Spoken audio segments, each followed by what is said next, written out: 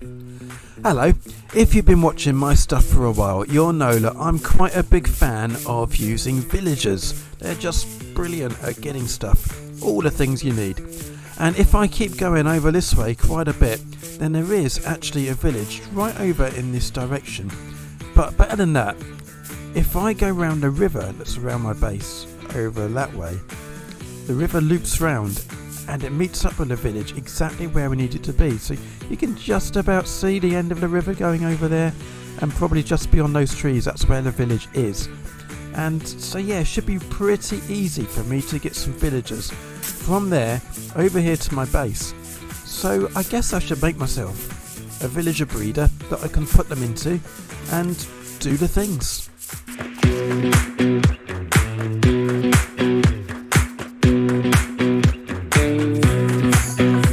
So in between episodes I built up this thing. I'm sure you've seen it before.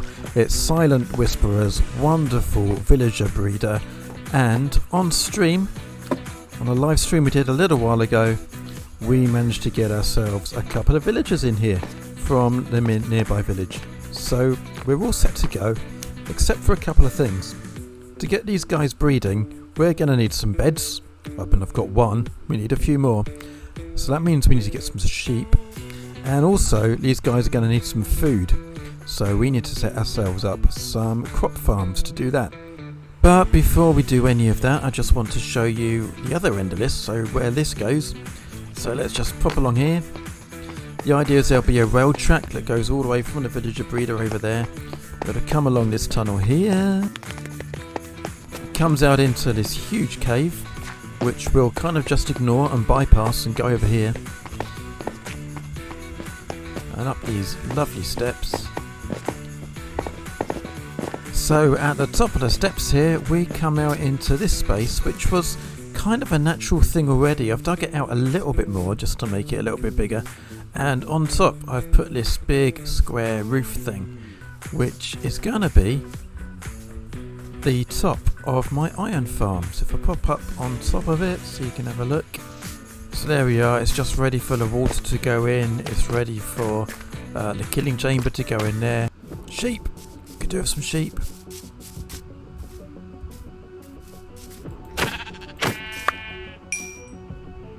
That's probably not the best thing to do with them really, is it?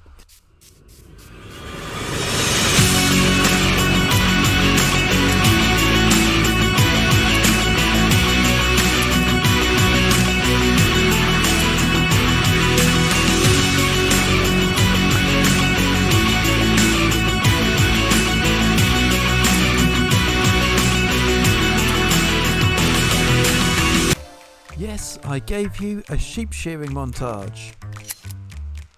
But there is one other way that I could get hold of the wool and the crops I need, and that's to come over to the shopping area, which is just over there, and see if anyone's selling it. Because I've got some diamonds now, right? And talking of diamonds, right here, this is the Manic mining area, and back on that same stream weekend, there was a bit of aber caving that went on, and very kindly, the winnings were donated to me. So all this stuff here, that's all for me, that's all mine, including a couple of diamond ore blocks, plenty of gold. So at some point I need to transport all of that down to my base and fortune it all and all that stuff. So we'll be doing that pretty soon, but yes, looking forward to grabbing all that stuff and taking it home. Here we've got the magic colour tree, looks like it sells all the different colours of concrete. Does it sell wool as well? Oh, it's got all the dyes you could want, but no, not wool. More dyes downstairs. Is there wool downstairs?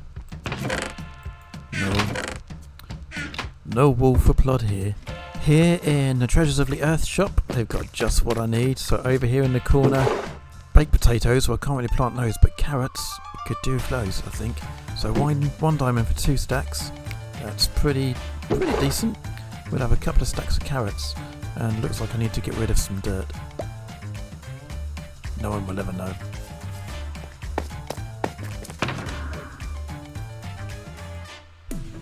So we didn't find any wool in the shopping area, but we did find a couple of stacks of carrots and there's plenty of sheep around, so getting wool won't be a problem for us. So I think that this cave here, between the villager breeder and the iron farm, I think this is just going to be the perfect place to build up our crop farm. So let's clear a bit of space here and do that.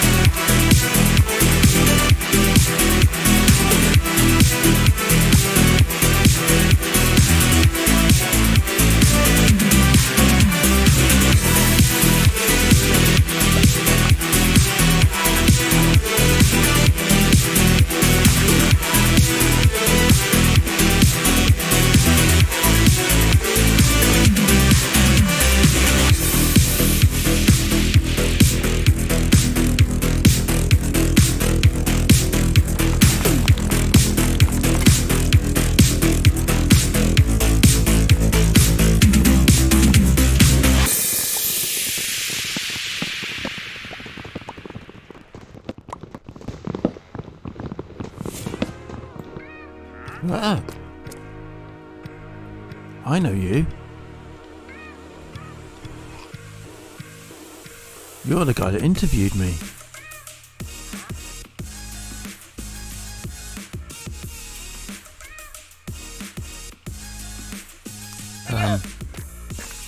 Do you... Why are you chasing me? Oh, but don't run away. Excuse me, sir. Can I ask you some stuff? Do you have any? Where are you going? Do you have anything for me? Well, I don't really need any of that stuff. What I need, excuse me, sir. My contract of employment. I've lost it. And oh. Do you have my contract of do you? You're just rude. And your friends as well.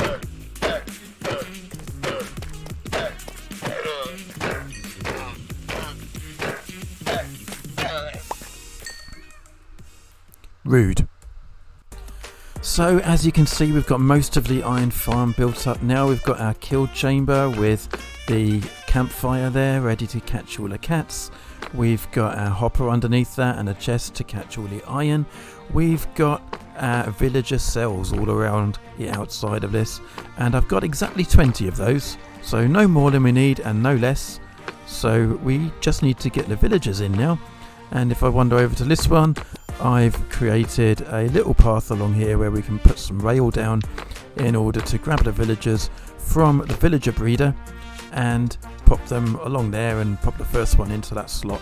So if I wander down here, It's a little bit convoluted, but essentially there's a way around there and down here that goes all the way along to our villager breeder. We just need to put the rail in, and we need to finish breeding up the villagers and then start bringing them over here. Just a couple of finishing touches. There's one.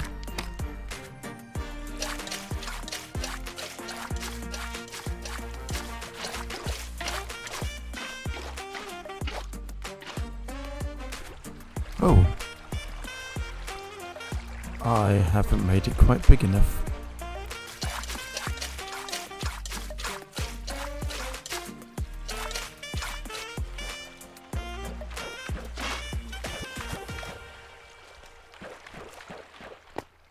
That's better. So hopefully this will be a very iron farm.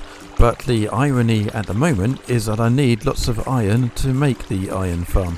In other words, I need to make lots of rails. First of all though, I've got a bit of a confession to make. So in the last episode, you'll probably remember that I made a fortune pick.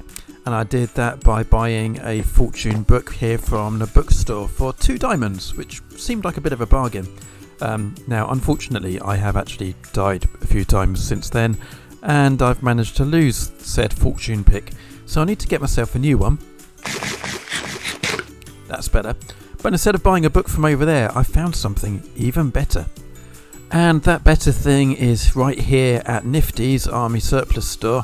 Let's wander in there. So in here we've got surplus tools for 2 diamonds each. And in the middle of this one, where is it? Not that one, this one here. We've got a Fortune 3 pickaxe for 2 diamonds. Now it does have Curse of Vanishing on, but that shouldn't be a problem because I'm not planning to carry this around with me a lot. I will only use it for fortuning stuff, and everything else I can just use a Silk Touch pick or just a normal pick for. So that seems like a good plan to me. It's got mending and efficiency 4 and unbreaking, so it's a decent pickaxe. So I think we are going to get ourselves that. Let me get my diamonds out of here.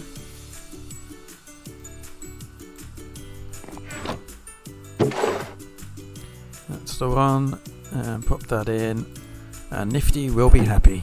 And the reason I want that pickaxe is of course to come over here and collect my winnings from the mining thing that happened on the last stream weekend. So we should be able to make powered rails and ordinary rails in order to transport our villagers to the iron farm. And I'm going to do that on a live stream very, very soon. So when we come back together again, hopefully that will be done. And we might even have some villagers in the iron farm. It might even be working. I'll see you in a minute and we'll find out. A couple of seconds later for you, and it's a couple of days later for me, and we didn't quite get the entire iron farm finished, but we do have, as you just saw, some grown-up villagers. And we've got the entire rail done from the villager breeder all the way to the iron farm, so we just need to move some villagers along and breed up some more, and yeah, we're nearly there, just a few more bits to do.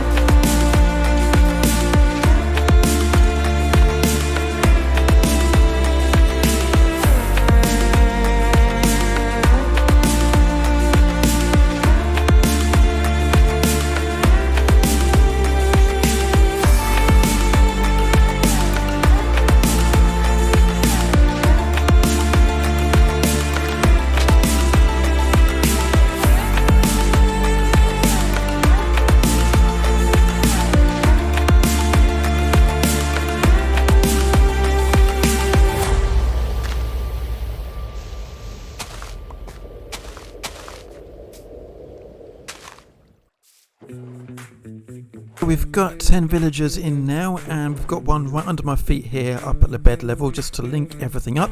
And there we are, that's our very first golem. So yes, we have a working iron farm. Woohoo! Now we've got 20 villagers in there, including the one that's under my feet, and that means we can get up to 2 golems spawning at a time.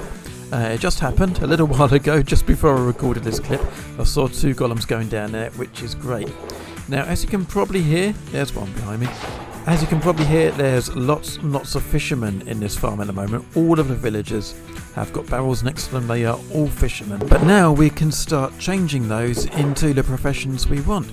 So we can just start rolling them and getting all of the enchantments and the lovely tools and armour that we need. And as well as that, we've got plenty of iron. So this is good. This is going well. There's still more to do though. There we are, 2 golems at a time. Got there in the end. The re-rolling is done, so step this way with me and let me introduce you to my new best friends. First of all, there's these 2 guys. They're going to give me all the armour I could want. Then a bit further along, we've got our weaponsmiths and our toolsmiths. So this guy will give us all the blades, the axes and the swords.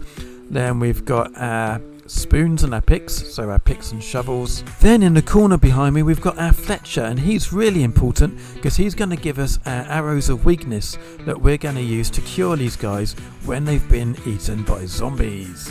Next to him we've got all of our librarians. I've got pretty much all of the enchantments that I wanted to get. There's 1 or 2 that I had on my list that we don't quite have yet.